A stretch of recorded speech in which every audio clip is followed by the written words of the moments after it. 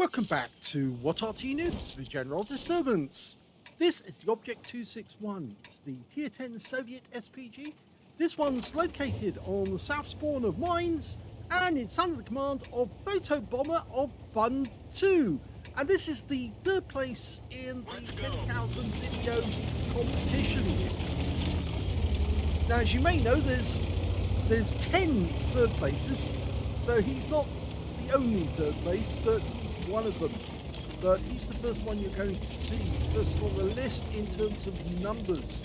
And games on this map tend to be a lot of fun as well. The standard reload for this RT, 30.68 seconds. He's got 25.89. The enemy's turned up at the centre line already, and he's looking for a target. He's fixed on that Centurion. Shell went over the top.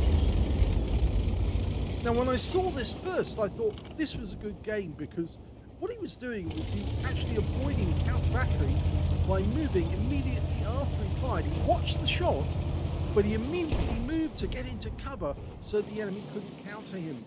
You can see there's a lot of 3 marked vehicles in this game as well. Okay, Centurion 7-1. That's a tier 10 game with tier 9 tanks in it. And we're already 1 down. That's the first step of the game. Now it's an 18cm howitzer capable of doing 800 alpha, 45mm of pen, 9.5 meters on burst radius, between 11.5 and 29 seconds of stun. He's looking again for a target. He's found that Centurion 7-1 again, but he got a bit of a reticle there at that moment. Fires around in, gets a bit of splash. The guy's on fire, so we were only going to add to that, but it was a good thing to hit him because it now makes him very vulnerable. And again, hugging the wall. Now, I've seen other players do this as well. Baseman from Hell's a favourite of actually hugging the wall, and also Angelina 75 does it as well. And it works. It does work because the enemy can't hit you if you hug that wall. There's no way they can get a shot on you whilst you're there. Ooh, 705, taking a big risk and pays for it with 171 hit points of damage right at the front of the vehicle. Of course, that's where his engine is and also where his heaviest armor is as well. So the only module you're likely to knock off is either the engine, the tracks, or the driver, because he's the only guy who's up front. Rather unfortunate for him, but yeah, he has to see where they're going. Now, as you know, the Object 261 is based on the IS-7 hull, and basically there were 3 versions. And the second version, the Object 261-1, or version 2 rather, Object 261-2, is actually the Object 263. Yes, the tank destroyer. Well, he got direct hit on the Centurion Action 10 for 348. He still hasn't got a penetration, but even at 18 centimeters, it will be difficult to get through the armor of some of the heavy tanks he's firing on. Our EBR does not seem to be doing very much, and we've got a Strib 103 over here. It rounds out. Oh, now that was unfortunate. It went over the top of the Strib 103, who's kind of pinned to that wreck at the moment by the computers, who dies in the process. But we've got a kind of sandwich here, or what some people might say a spit roast. Yes, I know, that's rude. Okay, would have been quite nice if he had gone down, but it was a bit of a snap. It wasn't, he wasn't able to get some damage. RNG said, nope, the shells are not going to hit that target. Now, the enemy EBR is actually running around. He's very close to our guys, but our EBR just doesn't want to fight. Now, that could become of benefit later on in the game. Okay, Waffenträger auf Panzer IV, over behind the rock. Now, he has to pull out just from the rock in order to get a shot. Oh, we narrowly missed getting a stun there. Came out the other side of the rock.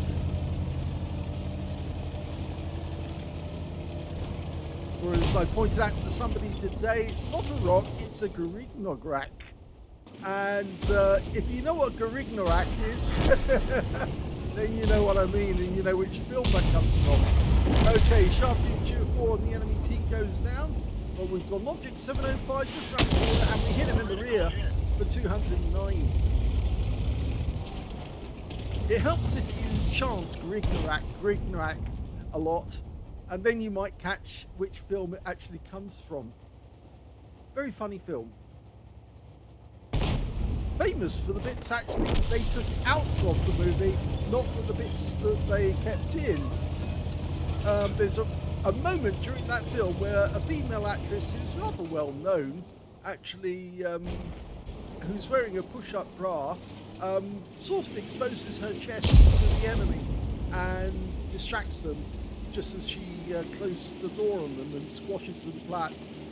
Which was hilarious, but of course it was taken out because they wanted the film to get a PG rating, and they thought that if they actually showed that in the film, then it would actually get as R restricted.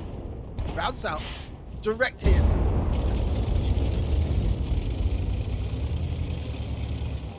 Yes, these things only become visible when you actually do have the DVD.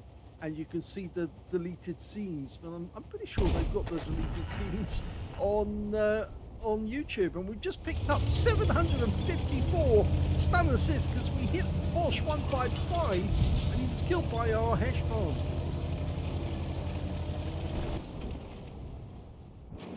Okay, he does another look, but he's having a quick look around the battlefield because the problem with that 60 TP is the rock that belongs to the tower is in the way. Oh, no, he just noticed that the tracer from the enemy Arty came from this corner.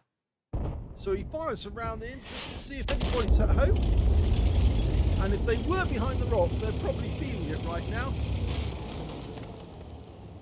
Our EBR still hasn't moved.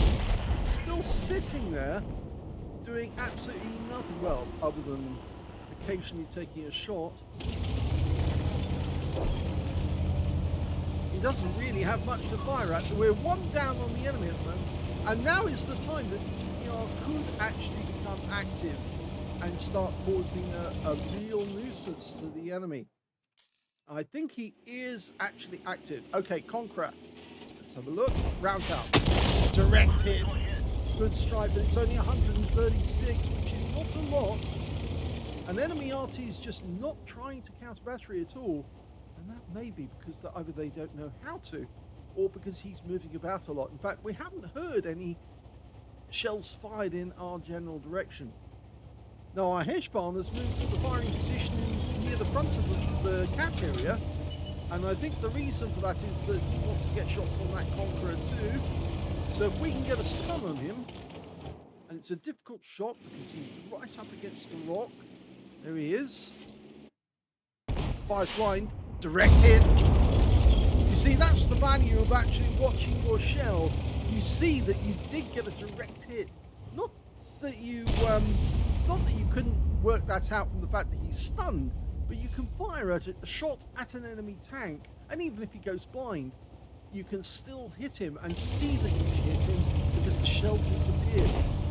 Of course, if he was firing extra stun, non-stun HG, the extra HG, then he wouldn't see a stun, so he wouldn't know if he had hit it, other than by counting the amount of hit points he has.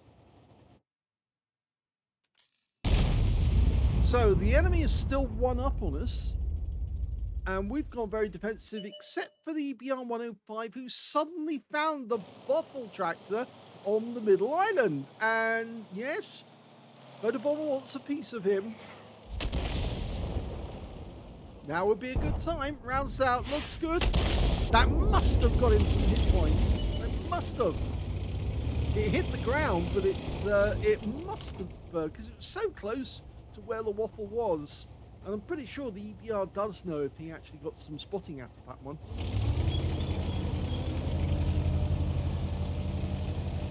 So I think you can see there was some value for that EBR be inactive right at the start of the game because the enemy lost their EBR, and now our EBR is terrorizing some of their guys.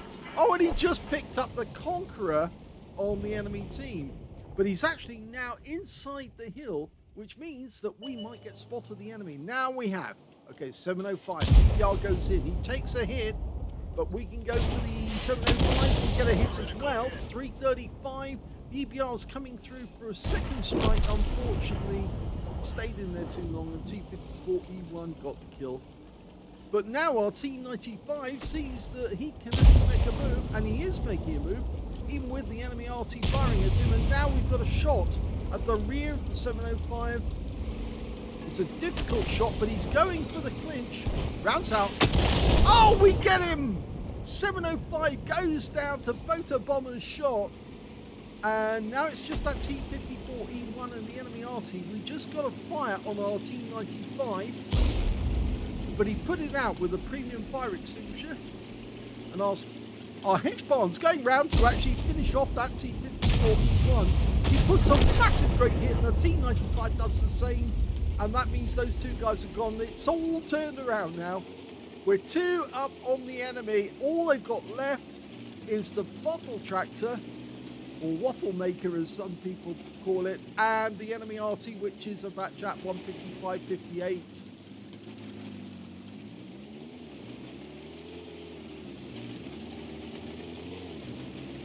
They haven't moved out of the hill yet, but I get the feeling the reason for that is the bottle tractor. Our Foch is moving on to the middle island to see if the guy's still there. He should still be there.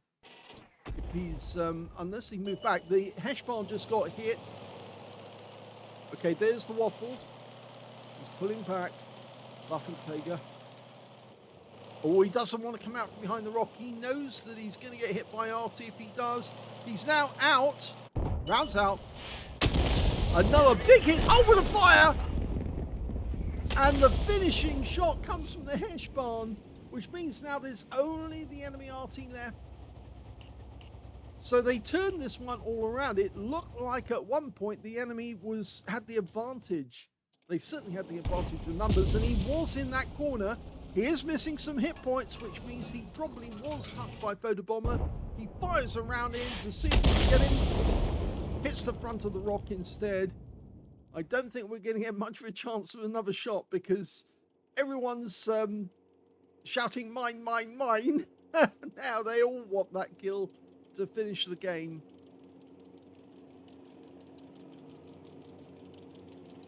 Oh, he might just get it there in time, but if he does put the shell in there, it's going to be a late thing. What? Rounds out. But it does go in, which means that guy's probably, yes, he's out of the game. And we got damage assist because we tracked him.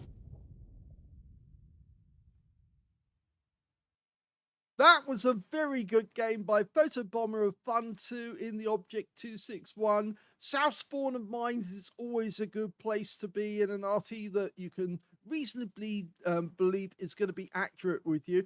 And he got an ace tanker, not his first ace tanker, he's had them before. And he also got a bruiser medal for getting at least 5 critical hits. In fact, he got 10. He got a gauze medal for doing more damage, exceeding 8 times the hit points of his own vehicle. And on top of that, he got a Confederate for hitting more of the enemy than anyone else on his team. At least 6 tanks subsequently taken out by other teammates. His win 8 from that one, 3,594. Super income standard.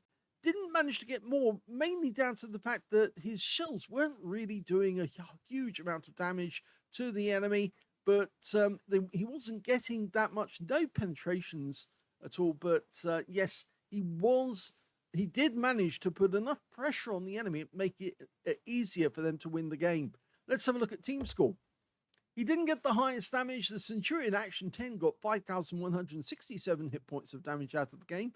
Second highest, the Heshbarn with 4,522. And the third highest was the T95 with 4,430. Fourth place actually goes to Photobomber, so he did manage to get to the high rankings, the high score, 3,694 hit points of damage, and of course 2 medals, Gauze and Confederate. The T95 got the steel wall in that one. When it came to kills, the high scorer was the Heshbarn, 5 kills to him, 3 kills for the Foch155, and on the enemy team, their T54E1 managed to get 3 kills. 2 kills went to the EBR and also to the Centurion Action 10 and Object 705 on the enemy team. And we can see Photobomber just got the 1 kill out of the game. When it came to base XP, though, he's in 3rd place because the T95 managed 1,222. The FE4005 got 994. And there's Photobomb with 976 in 3rd place. The T95, the only guy who managed to get over 1,000 base in the game because, of course, he was tier 9, tier 10 game. And therefore, he was earning extra XP for every shot he made on a tier 10 tank. He fired 18 rounds, so he came very close to running out of ammo because you only get 20 rounds in an Object 261. 9 direct hits on the enemy. Oh, he did get a penetration shot. Okay, well, who did he penetrate in that game? Let's have a look, because it's rather unusual. No, not the bat chat. What about the waffle? Yes, that shot that he fired, the second shot at the waffle, when he came out of hiding, he actually hit him for 1,365. Well, that might be combined with the second shot that or the previous shot that he fired, but he did pen the guy, and a moment after he penned it, the Heshpan finished the job. I think he actually did get a fire as well at that moment. So yes, there was at least 1 penetration. He also got 15 splashes, 3,694, all of it at more than 300 meters. Damaged 7 of the enemy, killed 1, and that earned him a Confederate 266 hit points of damage assist, which was actually right at the end of the game when he actually tracked the bat chat, so there was no way he could move, and the Heshpan finished him off. 2,572 hit points of stun assist off 11 stuns. On a premium count, he made a profit out of this game of 36,980 credits.